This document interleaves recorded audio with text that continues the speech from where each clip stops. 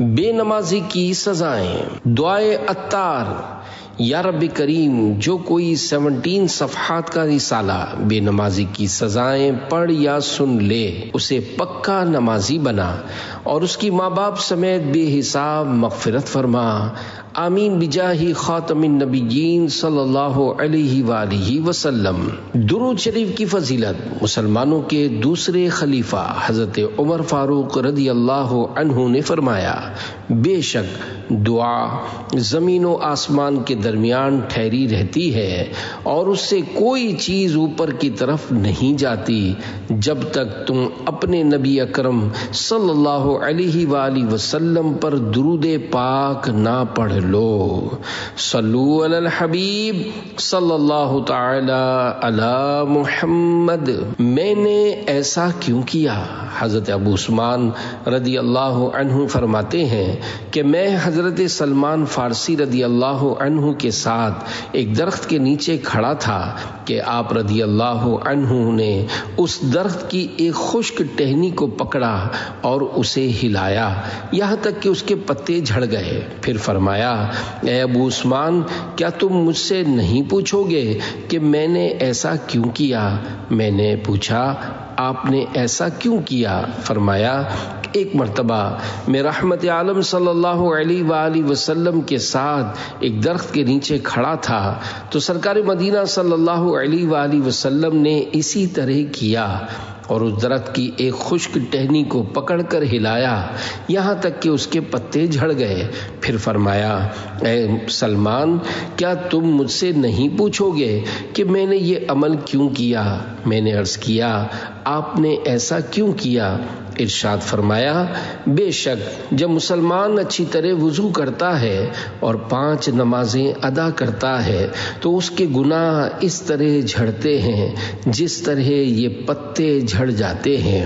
پھر آپ صلی اللہ علیہ وآلہ وسلم نے یہ آیت مبارکہ پڑھی، پارہ 12 سورہ ہود آیت 114، وَأَقِمِ الصَّلَاةَ طَرَفَيِ النَّهَارِ وَزُلَفًا مِّنَ اللَّيْلِ إِنَّ الْحَسَنَاتِ يُذْهِبْنَ السَّيِّئَاتِ ذَلِكَ ذِكْرَى لِلذَّاكِرِينَ۔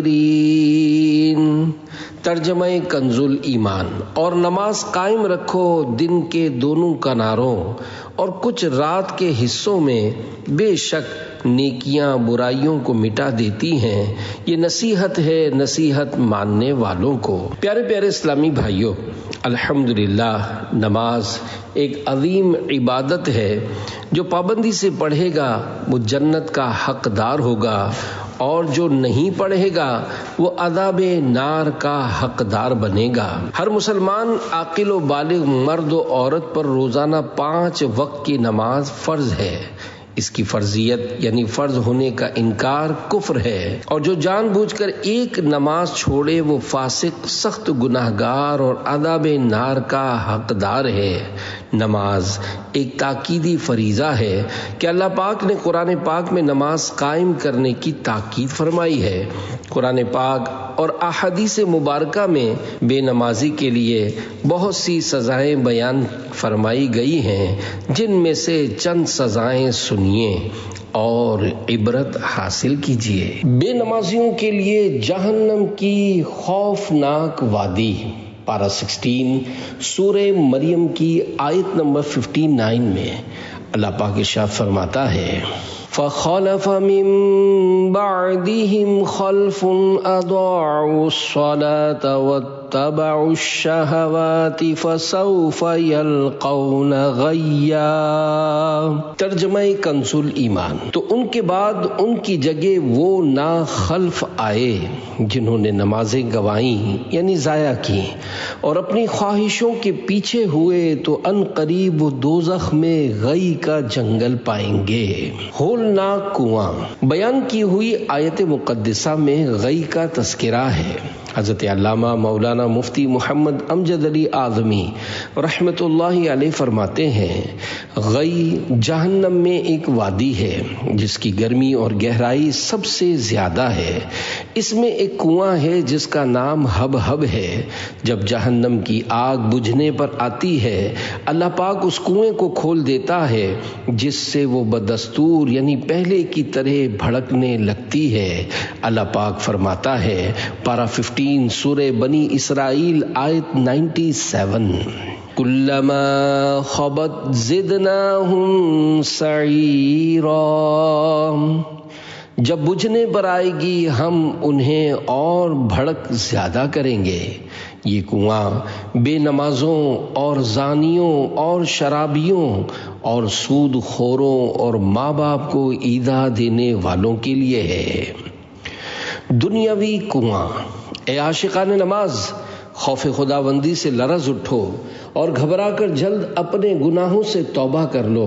بیان کی ہوئی روایت میں بے نمازیوں، شرابیوں، زانیوں، سود خوروں اور والدین کو ایذا دینے والوں کے لیے درس عبرت ہے۔ اس خوفناک کنویں کو سمجھنے کے لیے کبھی کسی دنیاوی گہرے کنویں کے کنارے کھڑے ہو کر اس کی گہرائی میں ذرا نظر ڈالیے اور سوچئے کہ اگر دنیا کے اس کنویں ہی میں قید کر دیا جائے تو کیا اس سزا کو برداشت کر سکیں گے؟ اگر نہیں، اور یقیناً نہیں، تو پھر جہنم کے خوفناک کنویں کا عذاب کیوں کر برداشت ہو سکے گا؟ بغیر گوشت کے چہرے۔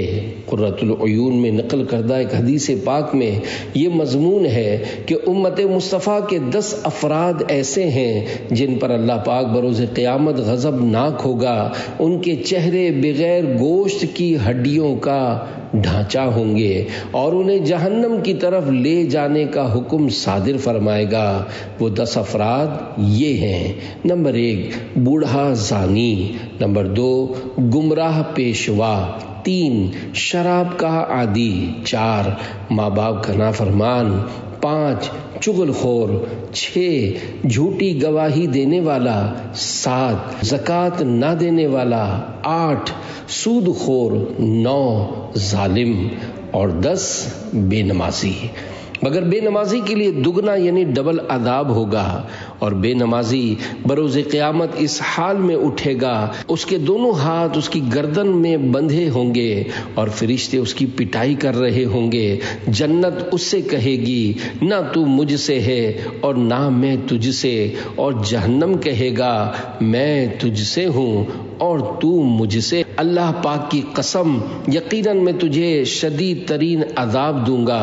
اس وقت اس بے نمازی کے لیے دوزخ کا دروازہ کھل جائے گا اور وہ تیز رفتار تیر کی مانند اس کے دروازے میں داخل ہوگا اور اس کے سر پر ہتھوڑے مارے جائیں گے اور جہنم کے اس طبقے میں ہوگا جس میں فرعون، حامان اور قارون ہوں گے۔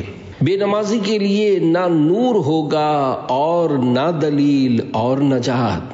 میرے آقا مکی مدنی مصطفیٰ صلی اللہ علیہ وآلہ وسلم نے ارشاد فرمایا، جو شخص نماز کی حفاظت کرے اس کے لیے نماز قیامت کے دن نور و دلیل اور نجات ہوگی، اور جو اس کی حفاظت نہ کرے اس کے لیے بروز قیامت نہ نور ہوگا اور نہ دلیل ہوگی اور نہ نجات۔ اور وہ شخص قیامت کے دن قارون، فرعون، حامان اور ابی بن خلف کے ساتھ ہوگا۔ حکیم الامت حضرت مفتی احمد یار خان رحمت اللہ علیہ فرماتے ہیں، حدیث پاک کے یہ الفاظ، جس نے نماز کی حفاظت کی، اس طرح کے نماز ہمیشہ پڑھے، صحیح پڑھے، دل لگا کر اخلاص کے ساتھ ادا کیا کرے، یہی معنی ہے نماز قائم کرنے کے، جس کا حکم قرآن کریم نے بارہا دیا۔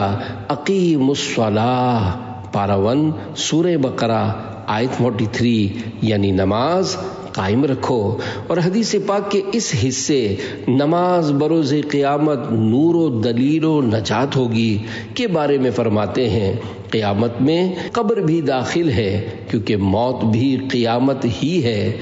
مطلب یہ کہ نماز قبر میں اور پل صراط پر روشنی ہوگی کہ سجدہ گاہ تیز بیٹری کی طرح چمکے گی، اور نماز اس کے مومن بلکہ عارف باللہ یعنی اللہ پاک کی پہچان رکھنے والا ہونے کی دلیل ہوگی۔ نیز اس نماز کے ذریعے سے اسے ہر جگہ نجات ملے گی یعنی چھٹکارا ملے گا، کیونکہ قیامت میں پہلا سوال نماز کا ہوگا۔ اگر اس میں بندہ کامیاب ہو گیا تو انشاءاللہ آگے بھی کامیاب ہوگا۔ بے نمازی کی 15 سزائیں۔ اللہ پاک کے آخری نبی صلی اللہ علیہ وآلہ وسلم کا فرمان عالی شان ہے، جو نماز کی پابندی کرے گا اللہ پاک 5 باتوں کے ساتھ اس کا اکرام یعنی عزت فرمائے گا۔ نمبر 1، اس سے تنگی، اور 2، قبر کا عذاب دور فرمائے گا۔ 3، اللہ پاک نامہ اعمال اس کے سیدھے ہاتھ میں دے گا۔ 4، وہ پل صراط سے بجلی کسی تیزی سے گزر جائے گا۔ اور 5، جنت میں بغیر حساب داخل ہوگا۔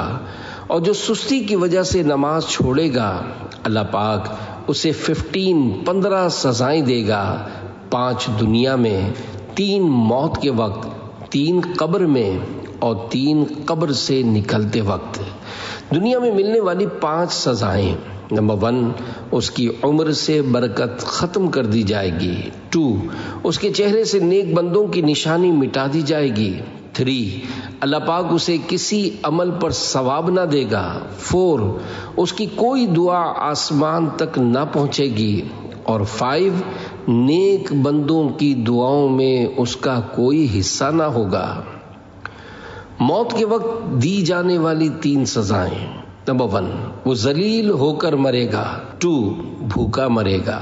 اور 3، پیاسا مرے گا، اگرچہ اسے دنیا بھر کے سمندر پلا دیے جائیں پھر بھی اس کی پیاس نہ بجھے گی۔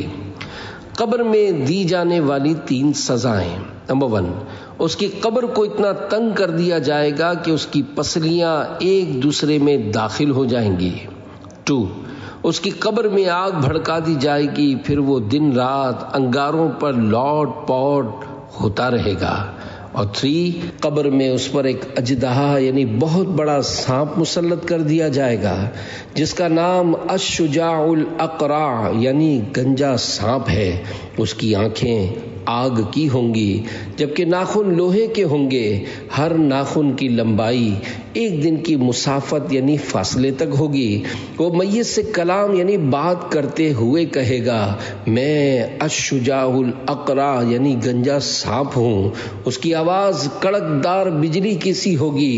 وہ کہے گا، میرے رب نے مجھے حکم دیا ہے کہ نماز فجر ضائع کرنے پر طلوع آفتاب یعنی سورج نکلنے تک مارتا رہوں، اور نماز ظہر ضائع کرنے پر عصر تک مارتا رہوں، اور نماز عصر ضائع کرنے پر مغرب تک مارتا رہوں، اور نماز مغرب ضائع کرنے پر عشاء تک مارتا رہوں، اور نماز عشاء ضائع کرنے پر فجر تک مارتا رہوں۔ جب بھی وہ اسے یعنی مردے کو مارے گا تو وہ 70 ہاتھ تک زمین میں دھنس جائے گا، اور وہ نماز ترک کرنے والا قیامت تک اس عذاب میں مبتلا رہے گا۔ قیامت میں ملنے والی 3 سزائیں۔ نمبر 1، وہ حساب کی سختی۔ نمبر 2، رب قہار کی ناراضی۔ اور نمبر 3، جہنم میں داخلہ ہے۔ وضاحت، بیان کردہ حدیث پاک میں 15 سزاؤں کا تذکرہ ہے، مگر تفصیل 14 سزاؤں کی بیان ہوئی ہے۔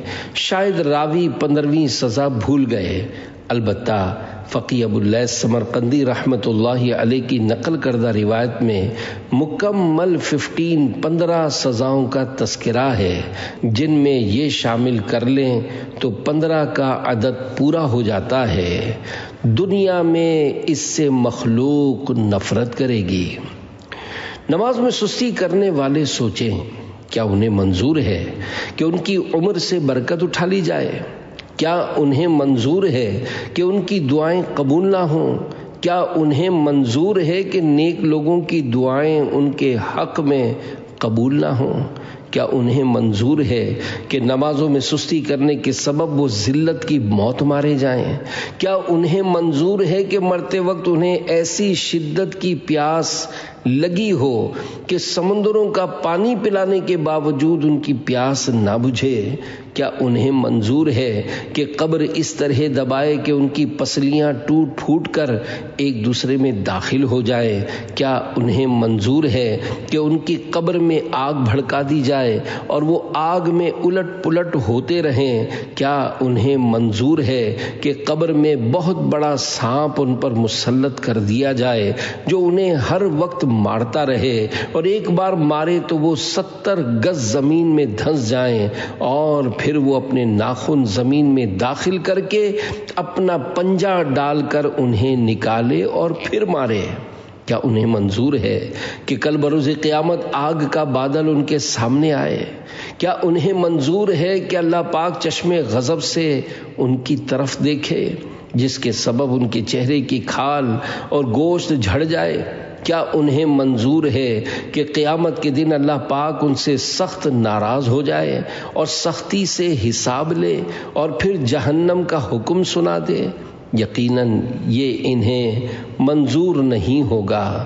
تو پھر اے بے نمازیو، حکم قرآنی اقیم الصلاۃ پارہ 1 سورہ بقرہ آیت 43 ترجمہ کنز العرفان، نماز قائم رکھو پر عمل کرتے ہوئے نماز قائم کرنے والے بن جاؤ۔ دیکھو، نماز کا حکم اللہ پاک نے بھی دیا ہے، پیارے پیارے مصطفیٰ صلی اللہ علیہ وآلہ وسلم نے بھی دیا ہے، اور اللہ پاک کے ان اولیاء نے بھی دیا ہے جن کے مزارات طیبات کی ہم زیارت کے لیے جاتے ہیں۔ دیکھو، اگر ابھی نمازیں نہ پڑھیں تو مرنے کے بعد پچھتانا پڑے گا۔ ہر شخص تمنا کرے گا کہ اے کاش مجھے 2 گانا پڑھنے کی اجازت مل جائے اور میں اپنی قبر میں 2 رکعت نماز پڑھ لوں، لیکن پھر موقع ہاتھ نہیں آئے گا۔ تو ابھی سے اپنا یہ ذہن بنا لیجئے کہ اے اللہ پاک، تو نے ہمیں نماز پڑھنے کا حکم دیا تو ہم آج سے نمازوں کی پابندی کی نیت کرتے ہیں۔ یا رسول اللہ صلی اللہ علیہ وآلہ وسلم، آپ نے ہمیں نماز پڑھنے کا حکم ارشاد فرمایا تو ہم نے آج یہ طے کر لیا کہ اب ہم نمازیں پڑھیں گے۔ اے اللہ پاک کے اولیاء، آپ نے ہمیں نماز پڑھنے کی تاکید کی تو ہم نے آج سے پکا عہد کر لیا ہے کہ آج کے بعد ہماری کوئی نماز قضا نہیں ہوگی۔ سکون اللہ پاک کے ذکر میں ہے۔ پیارے پیارے اسلامی بھائیوں، ہر انسان کی یہ خواہش ہوتی ہے کہ اسے بہت ساری دولت مل جائے، لیکن قسمت کے وہ مفلس ہو جاتا ہے۔ ہر انسان کی یہ خواہش ہوتی ہے کہ وہ کبھی بیمار نہ ہو، لیکن تقدیر کی بات ہے کہ وہ بیمار بھی پڑ جاتا ہے۔ ہر انسان کی یہ تمنا ہوتی ہے کہ اس پر کبھی کوئی مصیبت نازل نہ ہو، لیکن آئے دن اسے مشکلات کا سامنا رہتا ہے اور وہ مصائب و آلام سے دوچار ہوتا ہی رہتا ہے۔ ہر شخص یہ چاہتا ہے کہ مجھے سکون ملے، لیکن وہ بے اطمینانی کا شکار ہو کر رہ جاتا ہے۔ ہر شخص یہ چاہتا ہے کہ وہ کبھی نہ مرے، لیکن بہرحال موت اسے آ لیتی ہے۔ وہ چاہتا ہے کہ میری جوانی برقرار رہے، لیکن بوڑھا ہو جاتا ہے۔ تو چاہتا ہے میرے ہاتھ میں حکومت آ جائے، لیکن محکوم بن کر رہتا ہے۔ تو یوں انسان زبردستی یہ چاہتا ہے کہ اپنی مرضی چلائے، لیکن نہیں چلا پاتا، کیونکہ اس کی لگام کسی اور کے دستے قدرت میں ہے، اور وہ جب چاہتا ہے اس کی لگام کھینچ لیتا ہے۔ بندہ اپنے طور پر بہت سرکشی کرتا ہے، لیکن پھر بھی آخر کار اس کے ظلم کا دور ختم ہو جاتا ہے۔ قدرت جب انتقام لیتی ہے تو بندے کی کچھ نہیں چلتی اور وہ بے بس ہو جاتا ہے۔ دیکھیے، فرعون بڑا سرکش اور جابر بادشاہ گزرا ہے۔ اس نے بڑا زور لگایا کہ کسی بھی طرح وہ حضرت موسیٰ کلیم اللہ علیہ السلام پر غلبہ پا لے، لیکن نہ پا سکا۔ فرعون کئی 100 سال تک زندہ رہا اور عمر بھر تندرست بھی رہا، لیکن کیونکہ لگام کسی اور کے دستے قدرت میں ہے، جب اس نے لگام کھینچی تو اتنا بڑا فرما روا اور اتنا بڑا جابر بادشاہ دریائے نیل میں غرق ہو گیا۔ نمرود کو دیکھ لیجئے کہ اللہ پاک نے اسے بڑی نعمتیں عطا فرمائیں، مگر وہ نعمتوں کے ملنے پر شکر ادا کرنے کے بجائے پھول گیا اور اپنے رب کو بھول گیا، یہاں تک کہ خدا ہونے کا دعویٰ کر بیٹھا۔ حضرت ابراہیم خلیل اللہ علیہ السلام پر غالب آنے کے لیے اس نے کیا کچھ نہیں کیا، لیکن اتنا بڑا بادشاہ ہونے کے باوجود ایک لنگڑے مچھر کے ذریعے ہلاک ہوا۔ مفسرین فرماتے ہیں جس مچھر نے نمرود کو ہلاک کیا وہ لنگڑا تھا، اور اس نے ناک کے ذریعے دماغ میں پہنچ کر نمرود کا کام تمام کر دیا، اور یوں نمرود ذلیل ہو کر مارا گیا۔ پتہ چلا اس دنیا میں کسی کی مرضی نہیں چلتی، اور لگام کسی اور کے دستے قدرت میں ہے۔ وہ جب چاہتا ہے لگام کھینچ لیتا ہے، تو پھر کیوں نہیں اسی کی طرف رجوع کر لیتے جس کے دستے قدرت میں لگام ہے؟ جب سب کچھ اسی کے پاس ہے، سب کچھ وہی کرتا ہے، وہی سب کچھ کرنے والا ہے، سبھی کو اسی نے پیدا کیا، وہی زندہ رکھے گا اور وہی مارے گا، تو بندہ اس کی طرف کیوں رجوع نہیں کر لیتا؟ آج کل سکون کا متلاشی چاہتا ہے کہ مجھے سکون مل جائے، اور اس مقصد کے لیے وہ انٹرنیٹ کھول لیتا ہے، گانے باجے سنتا ہے، تاش کھیلتا ہے، شطرنج بچھا لیتا ہے، فلمیں ڈرامے دیکھتا ہے، شراب پینے لگ جاتا ہے، اور پتہ نہیں کیا کیا کرتا ہے، لیکن اسے سکون نہیں مل پاتا، کیونکہ سکون ان چیزوں میں نہیں، اور نہ ہی سکون میرے اور آپ کے اختیار میں ہے۔ یاد رکھیے، سکون جس کے دستے قدرت یعنی قبضے میں ہے، اس نے سکون کا ذریعہ ہی کچھ اور بتایا ہے۔ بہت سے لوگوں نے سکون حاصل کرنے کے لیے ٹی وی کھول لیے، گانے باجے سننے اور فلمیں ڈرامے دیکھنے لگے کہ شاید سکون مل جائے، مگر انہیں سکون نہیں مل پایا، کیونکہ سکون ان چیزوں میں نہیں، اللہ پاک کے ذکر میں ہے۔ چنانچہ پارہ 13 سورہ رعد کی آیت نمبر 28 میں اللہ پاک ارشاد فرماتا ہے، الا بذکر اللہ تطمئن القلوب، ترجمہ کنز الایمان، سن لو اللہ کی یاد ہی میں دلوں کا چین ہے۔ بے شک محفل ذکر میں اللہ اللہ کرنا بھی ذکر ہے، اور اس سے بھی سکون ملتا ہے، لیکن صرف یہی ذکر نہیں بلکہ ذکر کی اور بھی اقسام ہیں، مثلا نماز، قرآن پاک کی تلاوت، نعت شریف، تسبیح، نیک لوگوں کے حالات بیان کرنا وغیرہ۔ اگر کوئی سکون چاہتا ہے تو اسے چاہیے اللہ پاک کی بارگاہ میں رجوع کرے اور نمازوں کی پابندی کرے، انشاءاللہ اسے سکون مل جائے گا۔ یاد رکھیے، اگر آپ اللہ پاک کی بارگاہ کو چھوڑ کر ادھر ادھر بھاگو گے تو بات خراب ہو جائے گی، اور اگر اس کے دروازے پر پڑے رہو گے تو وہ آپ کو نواز دے گا، اس لیے کہ وہ بڑا رحیم و کریم ہے۔ جو اللہ پاک کا ہو جاتا ہے، کائنات اس کی تابع کر دی جاتی ہے، اور جو اللہ پاک کے احکامات پر عمل نہیں کرتا اور اس کے پیارے حبیب صلی اللہ علیہ وآلہ وسلم کا دامن چھوڑتا ہے تو وہ اس سے روٹھ جاتا ہے، اور جب وہ روٹھ جاتا ہے تو لگام کھینچ لیتا ہے، اور جب وہ لگام کھینچتا ہے تو دنیا کی کوئی طاقت بچا نہیں سکتی۔ پیارے پیارے اسلامی بھائیوں، اس بات میں کوئی شک نہیں کہ ایمان لانا بھی بہت بڑی سعادت ہے، لیکن نیک اعمال کرنا بھی ضروری ہے۔ اگر ہم نے نیک اعمال نہ کیے اور اللہ پاک نے اپنے کرم سے ہمیں بخش دیا تو یہ ہماری طرف سے بے وفائی ہوگی کہ ہم نے اللہ پاک کی رضا کے لیے کچھ نہیں کیا، حالانکہ زمانے بھر کا یہ قاعدہ ہے کہ جس کا کھانا اسی کا گانا۔ دیکھیے، ہم اللہ پاک کی نعمتیں کھاتے ہیں اور اس کے کرم سے اپنی زندگی گزارے چلے جا رہے ہیں، لیکن ہم نماز نہ پڑھ کر اس کی نافرمانی کرتے ہیں۔ لہذا اگر وہ ناراض ہو گیا اور اس نے ہماری ڈور کھینچ لی تو پھر ہمارا حشر بڑا برا ہوگا۔ یاد رہے یہ بات تو طے ہے کہ کچھ نہ کچھ مسلمان ضرور ایسے ہوں گے جو معاذ اللہ جہنم میں داخل کیے جائیں گے۔ ہم جہنم کا نام سنتے رہتے ہیں مگر ہم میں سے بہت سوں کو یہ معلوم نہیں ہوگا کہ جہنم کیا ہے۔ آئیے کچھ جہنم کا تذکرہ سنیے۔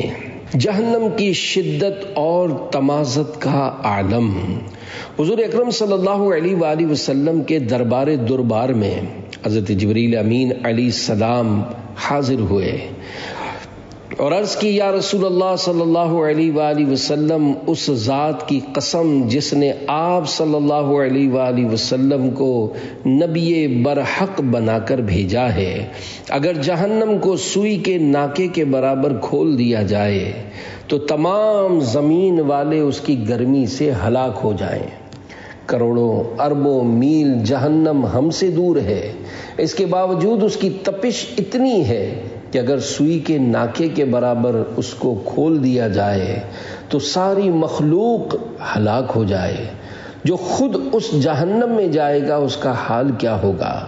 حالانکہ ایک قول کے مطابق جہنم 7ویں زمین کے نیچے ہے۔ جہنم انتہائی سیاہ ہے۔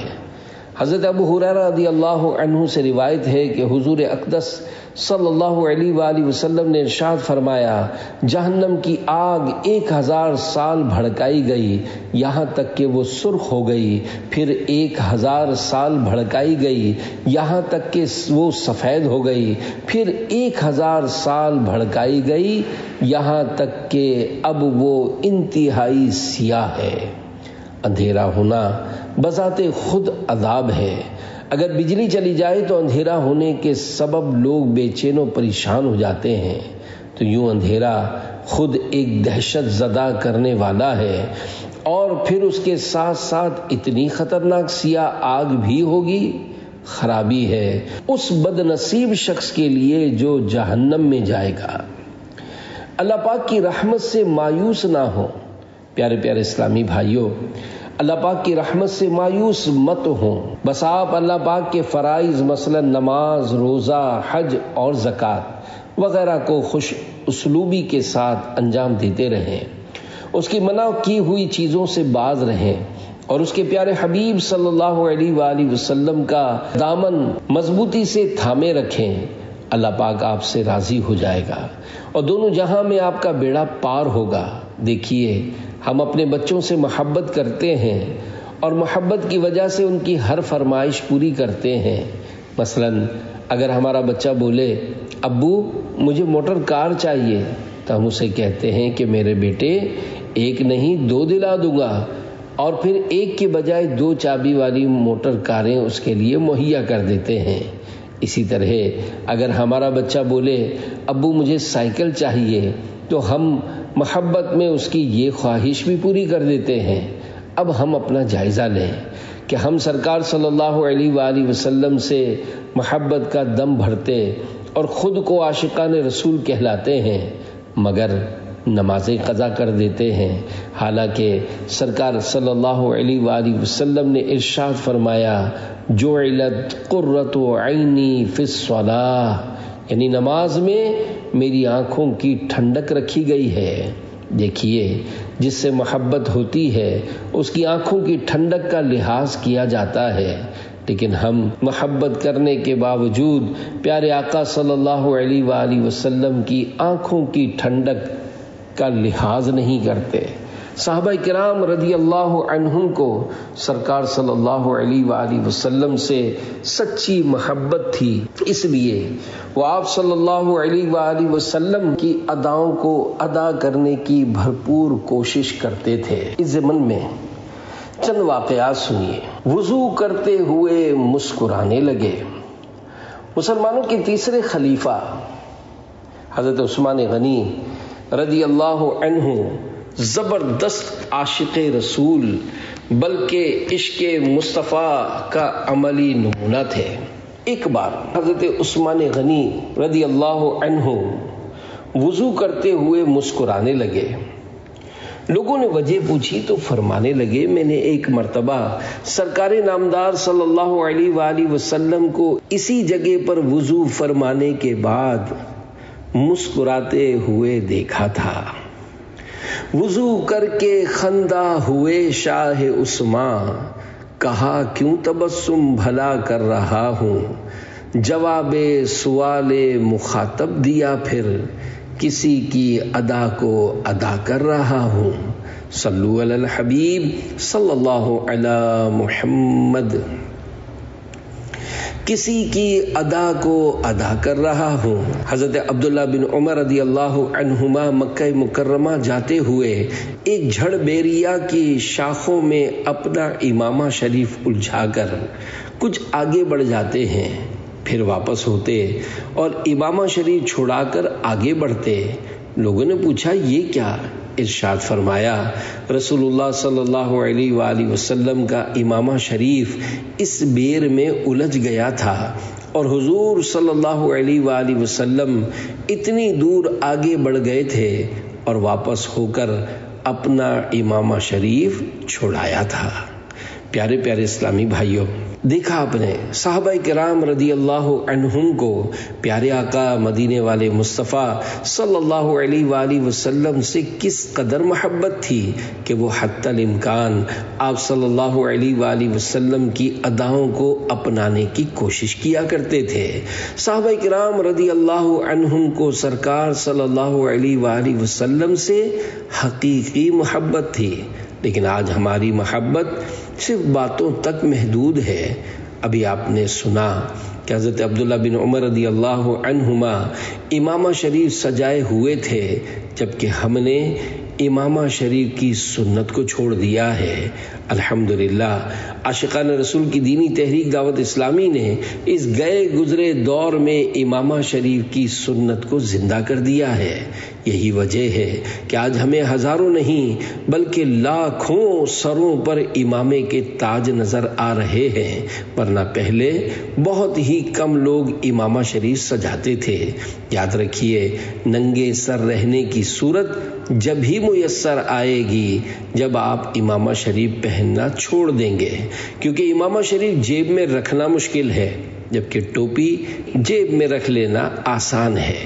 بدقسمتی سے امامہ شریف کی سنت بھی مفقود ہو گئی، حالانکہ پیارے آقا مکی مدنی مصطفیٰ صلی اللہ علیہ وآلہ وسلم نے اپنے سر اقدس پر امامہ شریف ٹوپی کے اوپر سجائے رکھا اور اس کی ترغیب بھی دلائی۔